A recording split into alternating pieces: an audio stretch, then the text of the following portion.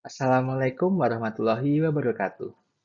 Selamat pagi, Ibu Diah Sinta Kusumani Tias, dosen pengampu mata kuliah akuntansi biaya, serta teman-teman sekalian. Perkenalkan, nama saya Aditya Nofrizal dari kelas MJ 505. Mohon izin, pada kesempatan ini saya akan mencoba menjelaskan jawaban dari soal UTS nomor 3. Soal nomor 3 yaitu tentang prorasi manufacturing overhead pada ZAF Radiator Co. tahun 2020. Berikut adalah soal nomor 3. Secara garis besar, perusahaan ZAF Radiator Co. menggunakan sistem normal costing. Dalam sistem ini, biaya manufacturing overhead dibebankan menggunakan tarif yang telah dianggarkan, bukan biaya aktual saat kejadian. Tujuannya agar biaya produk bisa dihitung lebih cepat dan stabil. Pada akhir periode, MOH yang dialokasikan terdapat selisih dengan MOH yang sesungguhnya terjadi. Selisih ini disebut underallocated, yaitu ketika MOH dialokasikan kurang dari MOH aktual, atau overallocated, yaitu ketika MOH dialokasikan lebih besar daripada MOH aktual. Selisih inilah yang harus kita koreksi atau kita prorasi ke tiga akun utama, yaitu work in process, finished goods, dan cost of goods sold.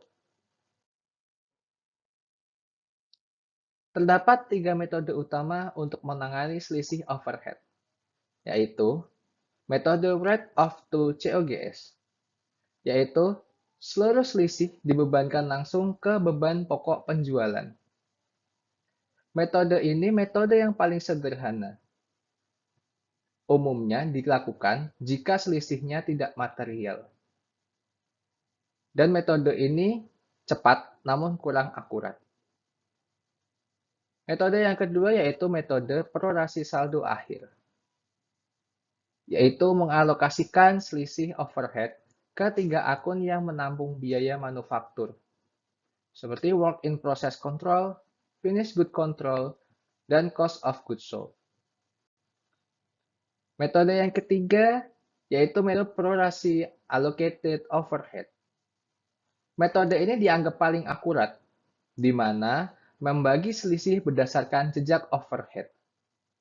Dalam kasus ini, jejak overhead-nya yaitu berada di jam mesin. Selanjutnya, saya akan menjawab pertanyaan nomor 1, yaitu menghitung budgeted manufacture overhead pada tahun 2020. Diketahui, biaya MOH yang dianggarkan yaitu sebesar 50 miliar rupiah. Kemudian, jumlah jam kerja mesin yang dianggarkan yaitu sebesar 900.000. Untuk menghitung budgeted MOH allocated rate, persamaannya yaitu jumlah biaya MOH yang dianggarkan dibagi jumlah jam kerja mesin yang dianggarkan. Sehingga didapatkan budgeted MOH allocated rate sebesar 55.555,56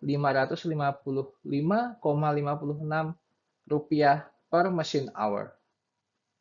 Disclaimer, saya lakukan pembulatan dua angka di belakang koma.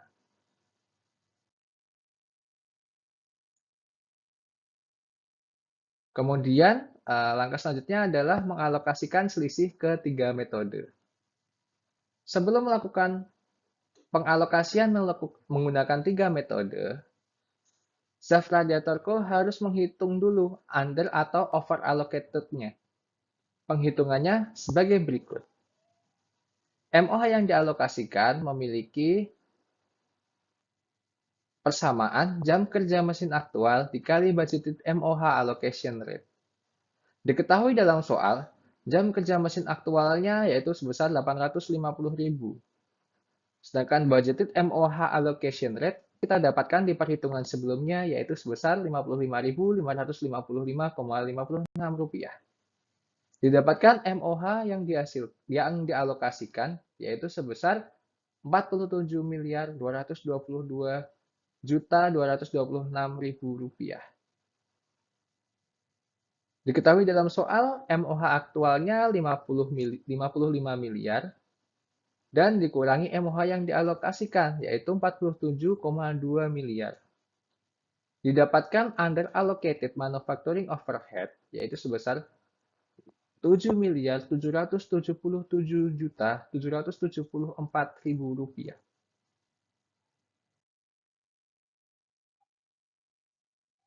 Selanjutnya kita akan memasukkan ke dalam masing-masing metode. Metode yang pertama yaitu metode write-off to cost of goods sold. Pada metode ini, seluruh selisih under allocated manufacturing overhead sebesar 7,7 miliar ditambahkan langsung ke cost of goods sold-nya. Perhitungannya sebagai berikut. Di metode ini, penyesuaian hanya dilakukan di cost of goods sold, sehingga diketahui dalam soal saldo akhirnya 100 miliar ditambah 7,7 miliar. Dan saldo akhir setelah kolorasinya yaitu 107,7 miliar rupiah. Sedangkan untuk akun work in process control dan finish good control tidak mengalami penyesuaian. Jurnalnya sebagai berikut.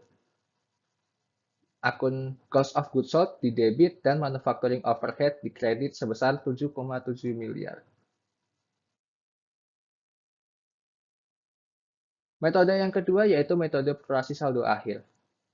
Saya membaginya dalam 3 langkah. Langkah yang pertama, menghitung persentase saldo akhir sebelum prorasi. Angka saldo akhir ini diketahui dalam soal, di mana cost of goods sold-nya 100 miliar, finish good control-nya yaitu sebesar 15,5 miliar, dan work in process control-nya sebesar 9,5 miliar.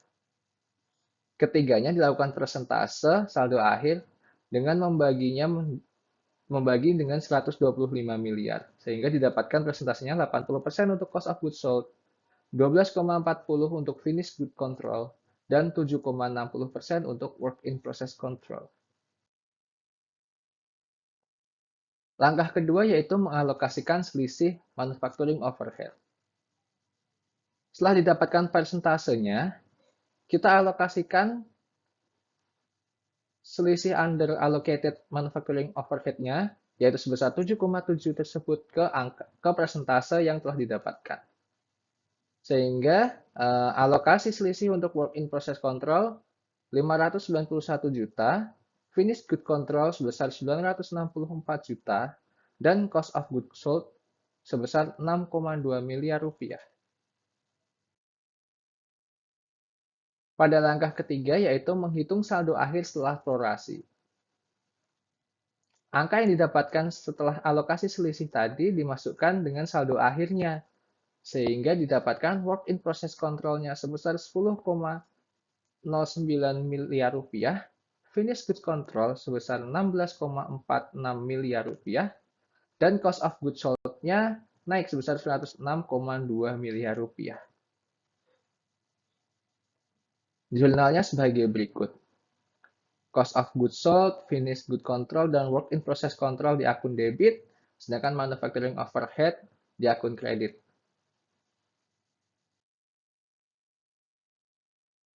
Metode prorasi allocated overhead.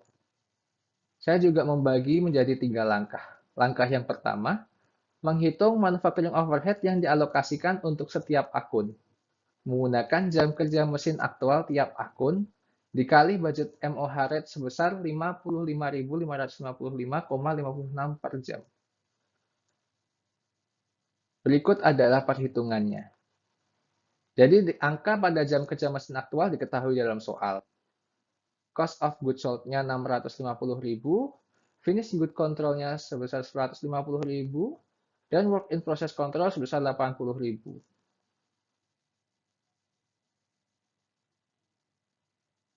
Angka 650.000 jika dikali 55 1.555 akan didapatkan alokasi overhead-nya sebesar 36 miliar. Finished good control juga sama, 150.000 dikali 55.000 adalah 8,3 miliar. Dan work in process control 80.000 dikali 55.000 akan didapatkan angka 4,4 miliar. Dari alokasi overhead ini kita lakukan persentase sehingga didapatkan cost of goods sold-nya persentasenya 73,86%, finish good control-nya 17,05%, dan work in process control 9,09%. Langkah kedua yaitu mengalokasikan selisih manufacturing overhead. Setelah didapatkan persentase tadi, kita lakukan alokasi selisih MOH-nya, yaitu dengan mengalihkan 9,09% dengan 7,7 miliar, 17,05% dari finish good control dikalikan alokasinya, dan cost of goods sold 73,86% dikali 7,7 miliar. Didapatkan alokasi selisihnya sebesar 707 juta rupiah untuk work in process, 1,3 miliar untuk finish good control, dan 5,7 miliar rupiah untuk cost of goods sold. Untuk langkah yang ketiga, yaitu menghitung saldo akhir setelah prorasi. Setelah didapatkan alokasi selisihnya, ditambahkan pada saldo akhirnya, sehingga didapatkan untuk work in process control saldo akhirnya setelah prorasi yaitu 10,2 miliar, finish good control sebesar 16,8 miliar, dan cost of goods sold sebesar 105,7 miliar. Jurnalnya sebagai berikut.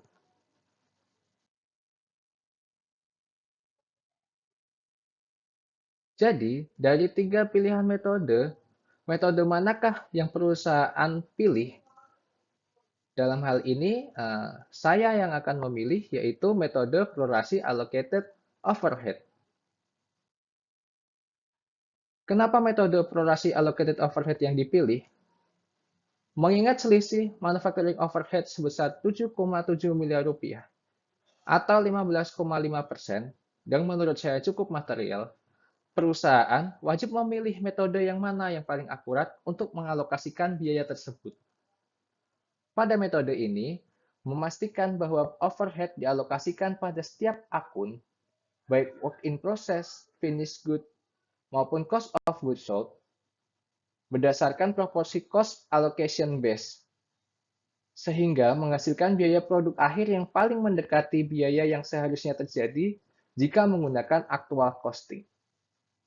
Dengan demikian, biaya persediaan di neraca yang akan disajikan akan wajar. Beban pada COGS di laba rugi tidak dilesetkan, serta prinsip matching cost terpenuhi dengan baik. Sebagai ilustrasi pertama, saya membandingkan dengan metode pertama yaitu berpengaruh di COGS-nya. Pada metode rate of to COGS, COGS-nya akan terlampau tinggi menjadi 107,78 miliar rupiah. Sedangkan pada prorasi allocated MOH, didapat OGS-nya sebesar 105,67. Selisihnya yaitu 2,1 miliar. Jika menggunakan metode rate of to COGS, COGS akan overstated sebesar 2,1 miliar ini, yang menyebabkan laba operasi terlihat jauh lebih kecil dari realitanya. Sedangkan untuk akun lainnya, tidak tergambarkan bebannya. Sedangkan pada ilustrasi 2, perbandingan dengan metode proporsi saldo akhir, ketiganya mengalami perubahan saldo akhir. Namun metode C adalah metode yang paling akurat, karena jika menggunakan metode proporsi saldo akhir akan gagal mendeteksi bahwa akun persediaan menyerap jam mesin yang signifikan, sehingga alokasi biayanya tidak presisi. Sekian pemaparan saya untuk jawaban soal UTS nomor 3. Saya memohon maaf apabila dalam penyampaian masih dapat kesalahan maupun kekurangan.